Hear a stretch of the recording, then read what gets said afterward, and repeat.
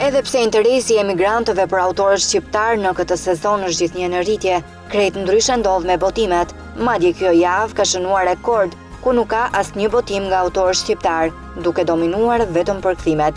Interesi për librat në Shqip është vetëm e emigrantëve. Do me thënë, ata kërkojnë me insistim autorët shqiptar, gjë që është një mangësi. Në stinën kur dëshirat janë më të ndezura për të patur linja perfekte dhe një fizik të këndshëm, i vjen në ndihmë të gjitha femrave libri i përkthyer, i të gjitha zgjidhjeve nga dieta deri te ushqimet më të rëndësishme fizike, me titull Sekrete bukurie dhe mirëqenie, me më shumë se 100 ushtrime gjimnastike të ilustruara për të arritur formën ideale, zgjidhjet kozmetike, mjekësore, estetike dhe kirurgjikale, në shtëpi ose qendër bukurie, këshilla dietike dhe disa menu dietash të veçanta, të shoqëruara me rekomandime dietologësh.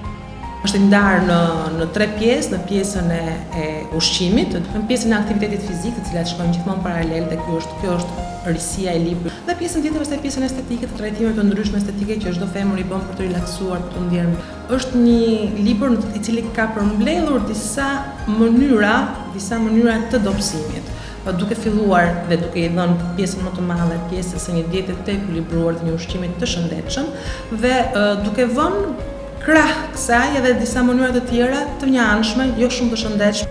Në titujt e përkthyer për këtë javë do të gjeni Nicholas Sparks me romanin Ëngjëlli mbrojtës, Rice Montfort sjell historinë prekëse të një gruaje spanjolle, një burg për dashurinë, dhe Sophie Kinsella vjen me letërsie huaj bashkëkohore me romanin Pushime në vit.